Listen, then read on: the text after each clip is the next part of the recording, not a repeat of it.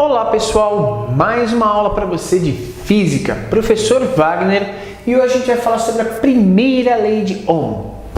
A primeira lei de Ohm, gente, ela diz sobre a relação entre corrente elétrica, potencial elétrico e resistência elétrica. Mas antes da gente falar das leis de Ohm, o interessante é a gente entender o que significa cada um desses elementos. A intensidade de corrente elétrica, que é uma das medidas da lei de Ohm, que a gente vai utilizar muito, ela é a medida da intensidade de corrente, que é a quantidade de cargas elétricas que atravessam o circuito num determinado intervalo de tempo. Então, eu pego dentro de um trecho de um fio uma determinada região e começo a verificar quanto de carga elétrica está atravessando aquela região. Quando eu verifico a quantidade de carga elétrica que atravessa aquela região por um intervalo de tempo unitário, que seria 1 segundo, então eu posso concluir qual é a intensidade de corrente elétrica que atravessa aquele meio. Ok? Mas quando que isso acontece, professor? Gente, as cargas elétricas elas já existem nos materiais condutores elétricos, mas elas têm movimentos aleatórios. Como que a gente ordena esse movimento? Como que a gente faz com que esse movimento seja ordenado, ou seja numa só direção, num só sentido? Para isso, eu preciso fornecer aos dois terminais de um condutor um elemento chamado diferença de potencial. Mas para eu falar para você o que é diferença de potencial, a gente vai ter que entender o potencial elétrico. O potencial elétrico é quanto de energia eu consigo fornecer para uma carga caso ela entre em uma região de campo elétrico de uma outra carga. Então eu tenho uma carguinha de prova, para essa carguinha de prova ela tem em torno de si uma região de campo elétrico e ela consegue aplicar energia, ou seja, aplicar uma forma de energia para realizar o trabalho, para empurrar essas cargas, ou para repeli-las ou para atraí-las. Neste sistema, a gente pode dizer então que a gente vai ter um potencial. Claro, o potencial existe caso a segunda carga não esteja lá, porque se a segunda carga está, a energia já foi aplicada. Mas se a segunda carguinha não está aqui, essa única carga tem uma região onde ela tem um potencial para aplicar uma energia. Só basta que alguém apareça para essa energia ser aplicada. Entendeu? Então, o potencial é dado por energia sobre uma carga, que é joules por coulomb, que a gente vai utilizar como unidade de medida aqui o volt, homenagem a Alessandro Volta, que desenvolveu a pilha elétrica e trabalha esses conceitos. E resistência elétrica? Todo material ele oferece uma determinada resistência elétrica à passagem das cargas elétricas por ele. Tudo bem? Essa resistência depende das características de condutividade desse material, que a gente vai representar pela letra ρ, o comprimento, ou seja, o tamanho linear desse material e, claro, a sua área. Tudo bem? A resistência elétrica é dada por uma letra chamada Ohm, ok? Que vai verificar quanto que a gente vai resistir a essa passagem de corrente.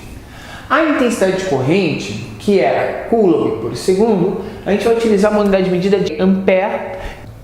A partir de uma diferença de potencial, eu consigo orientar movimentos portadores de cargas elétricas. Com essa orientação de movimento, eu consigo medir uma secção de um fio condutor, a quantidade de portadores que passam essa região por segundo e analisar a corrente elétrica. Então, percebe que a corrente elétrica depende do potencial. E o potencial está relacionado à energia, ao trabalho, à força para deslocar. Quanto mais energia, mais cargas eu desloco, certo? Então você percebe que o potencial elétrico e a corrente são grandezas diretamente proporcionais? É isso que Ohm diz. A corrente que atravessa um dispositivo qualquer é diretamente proporcional à diferença de potencial aplicada a esse dispositivo. Então eu tenho uma diferença de potencial entre dois terminais do fio, os elétrons vão passar do menor potencial sempre para o maior potencial. Certo? Os portadores de cargas elétricas.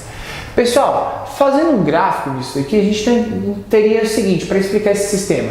A intensidade de corrente e a DDP. Ampere, volt. Isso vai dar sempre um valor constante, vai ser sempre igual, porque é proporcional. O valor dessa constante nos fornece exatamente o valor da resistência que existe naquele sistema. Certo? Então a gente poderia dizer o seguinte, que a DDP sobre a corrente vai fornecer para a gente sempre um valor constante, e esse valor constante é o que a gente vai chamar de resistência elétrica. Porém, para obedecer a lei de Ohm, a gente tem um detalhe que é extremamente importante. Isso só vai acontecer se a temperatura do material for mantida constante. Então, Ohm está dizendo o seguinte para a gente: caso eu tenha um material a temperatura constante, toda vez que eu aumentar a diferença de potencial entre os terminais desse condutor, vai aumentar a passagem de corrente de forma proporcional, só de forma sempre constante, onde a razão desse sistema vai ser constante, e essa razão vai dar para a gente o valor da resistência desse sistema. Certo? Aplicação da lei de Ohm. Bom, antes da gente falar de alguma aplicação da lei de Ohm, a gente tem que pensar no seguinte: quais são os símbolos que a gente vai utilizar nesse sistema? A gente vai utilizar para os resistores elétricos esses dois símbolos, ou este, que vai determinar que existe um resistor naquele sistema. Segundo, eu preciso de uma fonte que tem uma diferença de potencial, então a gente vai representar dessa forma a fonte, uma linha maior e uma linha menor, a maior sempre o lado positivo e a menor sempre o lado negativo. E aí a gente vai dar uma organizada nessa equação. O U, que é a diferença de potencial, é igual a resistência vezes a corrente elétrica que atravessa esse meio. A partir de então, a gente pode analisar alguns circuitos elétricos simples e verificar como que a corrente se distribui nesse circuito e qual que é a relação da resistência que esse circuito oferece para a passagem dessa corrente. Vamos dar uma olhada. Continuando, pessoal, a gente vai falar então sobre algumas aplicações da lei de Ohm em alguns circuitos simples.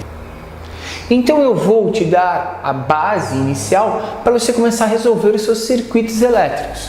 Primeira coisa que a gente tem que verificar é a relação à fonte elétrica, ok? Aonde que está o potencial positivo e aonde que está o potencial negativo. Vamos pensar o seguinte: existem duas características para o sentido da corrente elétrica que atravessa esse circuito. O sentido da corrente normalmente seria o seguinte: a corrente elétrica é o movimento de elétrons. Elétrons são cargas negativas. Sendo cargas negativas, os elétrons deveriam sair do potencial onde tem muita carga negativa e se dirigir para a região onde tem muita carga positiva. Esse é chamado sentido real da corrente, do negativo para o positivo. Porém, convencionou-se que a corrente move-se do positivo para o negativo. O que você precisa saber é que existem esses dois movimentos: o real, que é o movimento das cargas negativas, e o convencional, que é o movimento dos portadores de carga positiva. Ok?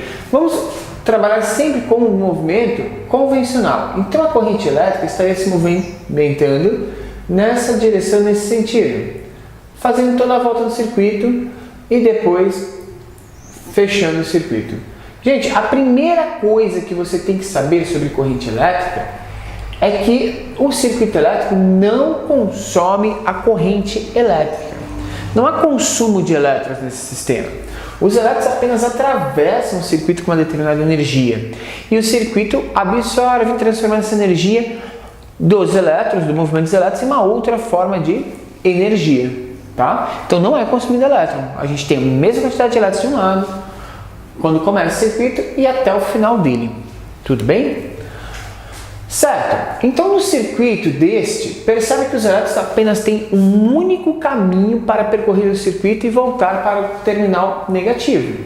De modo então que, tendo um único caminho, a corrente elétrica será a mesma no circuito durante o tempo todo. Vou escrever aqui: a corrente elétrica é igual em todos os pontos do circuito. Porém, a gente tem uma outra relação que é a diferença de potencial. A diferença de potencial está mais relacionada à energia fornecida para esse circuito. Tudo bem? A partir desse ponto de energia, a gente pode dizer o seguinte: se eu estou fornecendo energia para o circuito, uma quantidade de energia aqui, uma DDP, e ele vai passar por um resistor, esse resistor vai tentar bloquear a passagem desses elétrons, de modo que vai perder uma parte de energia. Essa energia ali será dissipada, normalmente em forma de calor. Ou seja, parte da energia é dissipada nesse resistor, de modo que nem toda a energia inicial vai chegar para o segundo resistor, certo? Então, em um circuito em série, a diferença de potencial é diferente para cada resistor. Porém, então se a gente tivesse aqui, ó, eu poderia chamar de U1 e o 2, que seria a diferença de potencial dissipado no resistor 1 e a diferença de potencial dissipado no resistor 2. E a fonte fornecendo o total, toda essa DDP. De modo que o total é sempre o 1 mais o 2, ou seja, a DDP deixada no circuito tem que ser exatamente aquela que foi fornecida pelo sistema, certo? Então toda a energia fornecida é dissipada nos resistores. Terceiro ponto importante, a resistência total desse circuito. Os elétrons precisam atravessar esse resistor e depois atravessar também esse resistor. Então a resistência é R1 mais R2. Tivesse mais resistores, professor? Se tivesse em série, você vai somando todos eles até você ter a resistência total desse circuito. Então resistência total é igual a R1 mais R2 mais a quantidade de resistores que você tiver, certo? Essas são as características de um sistema onde o circuito esteja em série. Eu coloquei essa representação embaixo porque eu posso apresentar para você esse circuito fechado dessa forma ou ele aberto, com o terminal A e o terminal B. É como se eu esticasse esse fio. Aqui estaria o potencial positivo, aqui o potencial negativo. Mas o sistema funciona da mesma forma. Continuando, pessoal, agora a gente tem um circuito que é um outro tipo de circuito. Esse aqui era o série.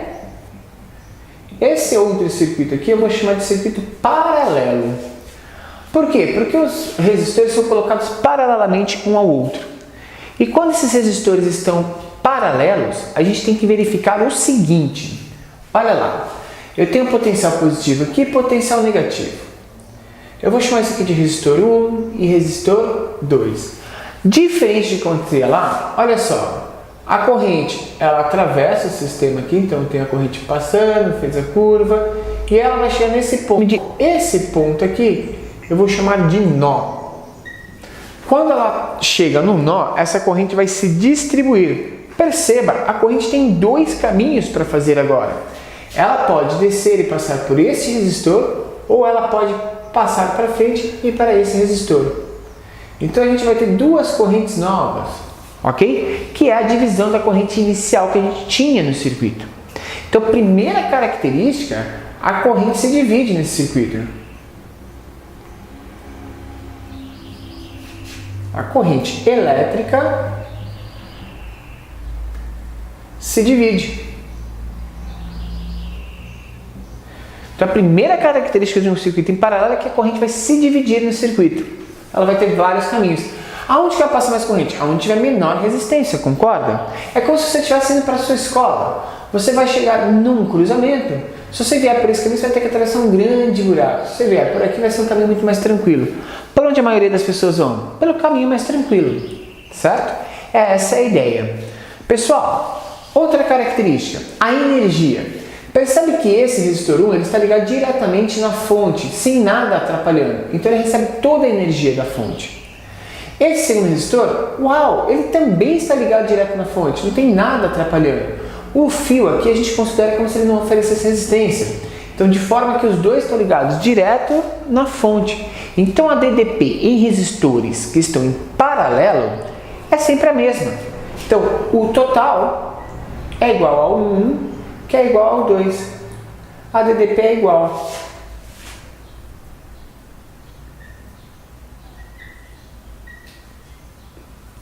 Certo? E a resistência, professor? Percebe que agora nem todos os elétrons vão passar por todos os resistores. Ou ele vai passar pelo resistor 1, ou ele passa pelo resistor 2. Então a gente tem uma ideia de média da resistência total, que é dada por essa seguinte equação aqui, ó.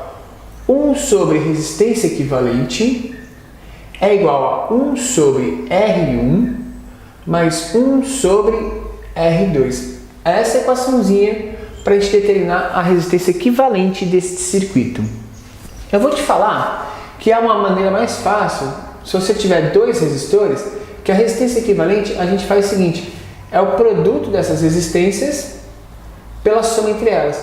Porém, essa segunda forma de resolver só permite a gente trabalhar com dois resistores, mas aí a gente vai resolvendo de dois em dois dos pares que a gente consegue resolver o sistema como um todo.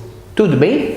Gente, essas são algumas das características que você vai ter que utilizar quando você resolver exercícios que envolvam a lei de Ohm. Até a próxima aula!